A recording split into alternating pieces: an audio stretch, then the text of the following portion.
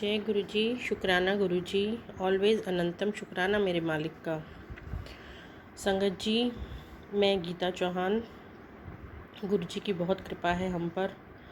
गुरु जी ने ही मेरे घर को संभाल के रखा है, नहीं तो मेरे इन लॉज़ में मेरी ननंद और मेरी सास मुझ पे, मेरे पति पे, मेरे बच्चों पे ब्लैक मैजिक करवाती हैं, क्योंकि हमारी लव मैरिज थी।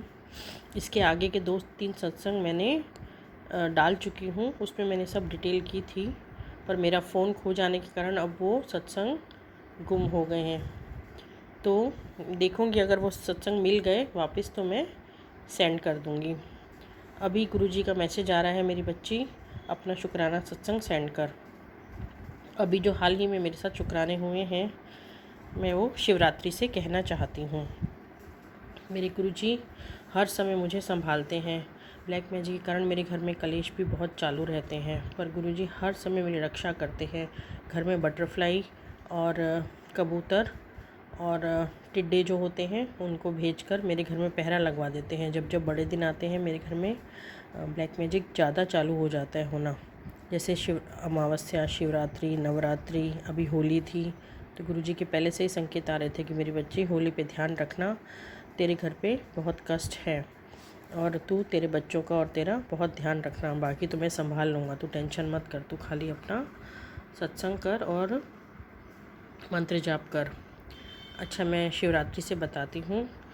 मेरे हस्बैंड मुझे घर से बाहर नहीं ज़्यादा जाने देते, तो मैंने गुरुजी से प्रेयर की, गुरुजी शिवरात्रि पे तो मुझे मंदिर बुला लेना, ताकि मैं भी पूजा पाठ कर सकूं, आपकी आरती कर सकूं, जल चढ़ा सकूं।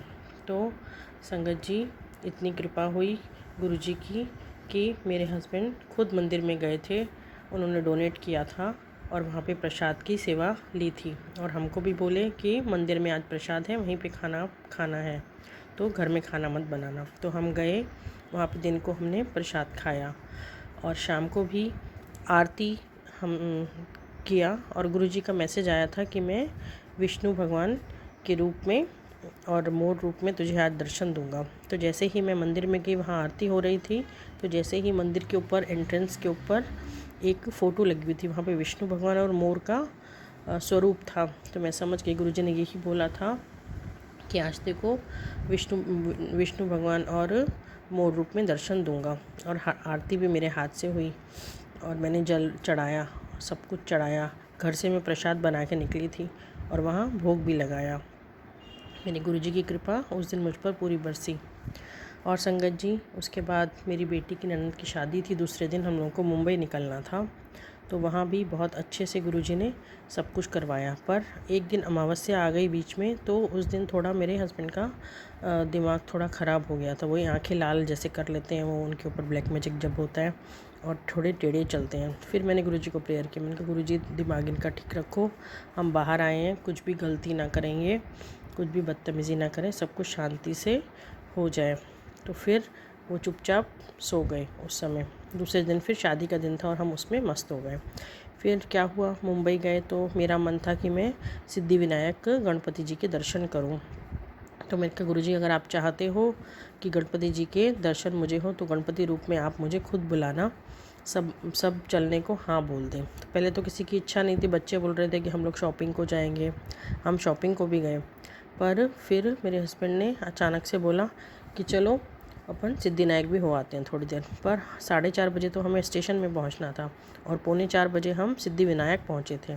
तो वहाँ की लाइन बहुत थी, तो मेरे हस्बैंड ने थोड़े पैसे ज़्यादा दे के शॉर्टकट वाली लाइन में खड़े हुए। और पर फिर भी बहुत लाइन थी, तो मुझे बीच बीच में डांट भी रहे थे कि चल वापस चलते हैं, तेरे कारण फिर मेरी ट्रेन भी छूट जाएगी। मैंने कहा नहीं, अब यहाँ तक आ गए हैं तो बाकी भगवान खुद ही करवा देंगे। फिर मैंने वहाँ प्रसाद वगैरह लिया, फूल लिए, और मैंने वहाँ पंडित जी को बोला, एक लड्डू शिव जी के आगे रखिए और एक गणपति जी के आगे रखिए, ताकि दोनों को प्रसाद चढ़ सके।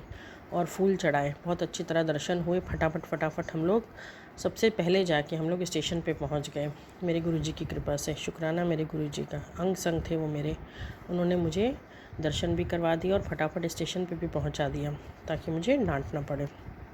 शुक्राना गुरुजी। उसके बाद जैसे ही हम वहाँ से ऊपर, गुरुजी बोल रहे थे कि तेरे ऊपर बहुत बड़ा कष्ट है बेटा, तू चिंता मत कर, मैं तेरे साथ हूँ, बस तू मंत्र जाप करती रहे। तो शिवरात्रि के दिन भी बहुत भारी थे, ताकि ये लोग सब गलत सिद्धियाँ करते हैं, इसलिए सारा इफ़ेक्ट मेरे और मेरे परिवार पे होता है। उसके बाद क्या हुआ, जैसे ही हम ट्रेन में चढ़े, ट्रेन में मैंने पर्स अपना सीट पे रख दिया और जल्दी जल्दी सामान चढ़वाने लगी, क्योंकि शादी का घर था, तो शादी के सब मेहमान वगैरह इतने सारे सूटकेस थे, तो हम फटाफट सूटकेस चढ़ाने में लग गए। पर पता नहीं कैसे क्या हुआ कि मेरे पर्स के चैन खोल के किसी ने मेरा आईफोन निकाल लिया पीछे से। तो हम बाद में मुझे पता लगा, पर हम इतनी टेंशन में थे। पर सब मुझे बोल रहे थे कि आप चिंता मत करो, मिल जाएगा, हम लोग ढूंढ लेंगे, नंबर वगैरह सब ट्रेस करवा के। तो उस दिन तो सब ने ये बोला। दूसरे दिन हम आए, मेरे पति ने भी बोला कि हम पुलिस कंप्लेंट करके आएंगे, ये वो। पर मेरी सास ने ही कुछ गलत ब्लैक मैजिक किया था, तो मेरे गुरुजी ने लगता है कि वो जो प्रॉब्लम थी वो मोबाइल पे डाल दी, ताकि हमारे ऊपर जो कष्ट आने वाला था वो मोबाइल खो के उसके ऊपर चला गया। क्योंकि मेरी सास को अच्छा भी नहीं लगता था कि मेरे को इसने कैसे मोबाइल ले दिया, आईफोन कैसे ले दिया, हर बात में वो जलती हैं। तो गुरुजी ने मोबाइल के ऊपर वो मेरा कष्ट टाल दिया, तो मेरा मोबाइल फिर नहीं मिला। मेरे पति को ऐसा कर दिया कि फिर वो मोबाइल लेने के नाम से ही मेरे ऊपर चिल्लाने लगे कि नहीं, अब मोबाइल भूल जा, अब कोई कंप्लेंट नहीं करूँगा, अब वो मिलने वाला नहीं है, उसने बेच भी दिया होगा। फिर मैं चुप करके बैठ गई। फिर मैं यही समझी कि गुरुजी की यही मर्जी है। उसके बाद हम लोग दिल्ली गए। अचानक से गुरुजी ने कहा तेरे पास 2 सरप्राइज़ आने वाले हैं। तो फिर अचानक से मेरे हस्बैंड ने दिल्ली की टिकट करवाई, रात को मुझे बताया, और दूसरे दिन 5 बजे हमको दिल्ली के लिए निकलना था। सारा दिन मेरा काम में गया, पर गुरुजी की कृपा थी। उन्होंने मुझे बोला था कि बड़े मंदिर आ मेरी बेटी, बड़े मंदिर आ, दर्शन करके जा, तेरा मायका है बड़ा मंदिर, प्रसाद खा के जा, तेरे शारीरिक कष्ट में कम करूँगा। तो बड़े मंदिर गुरुजी ने बुलाया, और होली भी थी, तो होली का त्यौहार भी। जय गुरुजी, शुक्राना गुरुजी, ऑलवेज़ अनंतम शुक्राना मेरे मालिक का। अच्छा संगत जी, अभी जो मैंने सत्संग किया था उसके आगे का मैं बोल रही हूँ। फिर क्या हुआ, होली वाले दिन मेरी बेटी और जमाई भी अचानक से पहुँच गए थे दिल्ली। उन्होंने भी अचानक आके सरप्राइज़ दिया। मेरा मन था कि वो लोग हमारे साथ ही चलें, पर उनका प्रोग्राम हमारे साथ हो नहीं सका। और गुरुजी को मैं प्रेयर करती रही, गुरुजी मेरे बच्चों को भी बुला लो, ताकि उनकी भी मानता थी शादी की, जो गुरुजी ने पूरी कर दी। तो मैंने कहा वो लोग भी आके दिल्ली बड़े मंदिर दर्शन कर लें, इसलिए गुरुजी ने उनको भी बुला के एक बड़ा सरप्राइज़ मुझे और दिया। उसके बाद हम लोग घूमने गए, तो वहाँ पे गुरुजी ने 4 मोर मुझे दिखे पेड़ पे, और बटरफ्लाई भी थी, और बहुत अच्छा वातावरण था। और गुरुजी ने ये दिखाया कि मैं तेरे साथ हूँ, तू चिंता मत कर। वहाँ पे मेरे हस्बैंड मेरे साथ सीधे नहीं चल रहे थे, पर गुरुजी ने कहा मेरी बच्ची, मैं तेरे साथ हूँ, तो किसी की चिंता मत कर, मैं इसको ठीक कर दूँगा। अभी जो बड़ा ब्लैक मैजिक है तुम लोगों के ऊपर, उसी के कारण ये सब ऐसा कर रहा है। और जो भी ये लोग यहाँ से कर रहे हैं, तो हम सबकी तबीयत थोड़ी थोड़ी बिगड़ रही थी। मेरी बेटी को, बीच वाली बेटी को, जो अहमदाबाद में है एग्ज़ाम देने के लिए, उसकी तबीयत भी ख़राब हो रही थी। उसको टाइफाइड निकला है, इतने दिन से उसको बुखार चल रहा है। तो मेरे गुरुजी बोलते हैं मैं ठीक कर दूँगा, तू चिंता मत कर। और गुरुजी ने सारे कष्ट, यहाँ से मैं जब निकली तब 2 बटरफ्लाई पीली मेरे रूम में मरी हुई निकली, तो मैं एकदम डर गई। गुरुजी ने कहा तेरे कष्ट मैंने अपने ऊपर ले लिए हैं, तो चिंता मत कर। रोज़ ही मुझे सफ़ेद कबूतर के और बटरफ्लाई के दर्शन होते थे मेरी मम्मी के घर में, उनको दाना भी डालती थी। और जब मैं गुरुजी के बड़े मंदिर गई, वहाँ पे गुरुजी ने हमारे पास केले थे, तो 5 केले हमारे पास थे। तो एक बच्चा आया मेरे पास, वो बोलता है आंटी मुझे 50 रुपये दे दो ना। तो मेरे पास तो पैसे थे नहीं, और मेरे पास पर्स भी नहीं था। तो मेरे जवाई खड़े थे, तो मैंने कहा आपके पास छुट्टे पैसे हो तो दो। तो उनके पास 10 रुपीज़ निकले, तो मैंने कहा 10 रुपीज़ ही दे दो, और उन्होंने एक केला और दे दिया उस बच्चे को। तो मैंने कहा शुक्राना गुरुजी। पता नहीं वो गुरुजी के रूप में ही वहाँ पे आया था। मैंने एक सत्संग में सुना था कि वहाँ के कोई भी मांगने आए तो उसको खाली हाथ नहीं छोड़ना चाहिए, वो गुरुजी का रूप लेके ही कोई आता है, कोई अपने कष्ट काटने। और वहाँ पे कितनी सारी गायें खड़ी थी, तो हमारे पास जो 4-5 केले थे वो हमने एक एक करके एक एक गाय को खिला दिए। और गुरुजी ने वहाँ से थोड़ी बहुत सेवा भी ली। वहाँ पे बोतलें जो नीचे लोग पी पी के फेंक रहे थे, वो सब बोतलें उठा उठा के थोड़ी बहुत हमने डस्टबिन में डाली। तो गुरुजी का शुक्राना, जितनी सेवा गुरुजी ने लेनी थी थोड़ी बहुत सेवा गुरुजी ने ले ली, बिन बोले ही। शुक्राना मेरे गुरुजी का। वहाँ पे हमने लंगर प्रसाद खाया और गुरुजी के आंगन में बैठ के ही खाया। ऊपर शिवलिंग, बड़ा शिवलिंग दिख रहा था और पीछे हम लोग बैठ के खा रहे थे। तो बहुत सारी गुरुजी की ब्लेसिंग मिली। और वहाँ से गुरुजी की आंगन की मिट्टी भी मैंने थोड़ी सी ली और अपने घर को लेके आई। मेरे गुरुजी का बहुत बहुत शुक्राना। और दिल्ली से जैसे ही हम लोग आए, मैं मेरे घर की सीढ़ी चढ़ी तो एक कबूतर का पंख मेरी सीढ़ी में ही पड़ा था। जैसे गुरुजी बता रहे हो कि मैं तेरे घर की रक्षा खुद ही कर रहा था मेरी बच्ची, तो चिंता मत कर, कोई पीछे से ज़्यादा कुछ कर नहीं पाएगा। और पीछे से जैसे ही हम लोग आए तो मेरी बेटी की फ़ोटो रात को टूट गई थी। अच्छा संगत जी, एक दिन मैं बताना भूल गई कि गुरुजी बोल रहे थे कि हनुमान जी को चूरमे का भोग लगा मंगलवार को। तो हमारे घर के नीचे ही हनुमान मंदिर है और थोड़ी दूर भी एक बड़ा हनुमान मंदिर है और वहाँ पे माता जी काली माता का मंदिर भी है। तो मैं चूरमा बना के ले गई थी और वहाँ पे मैंने प्रसाद भी चढ़ाया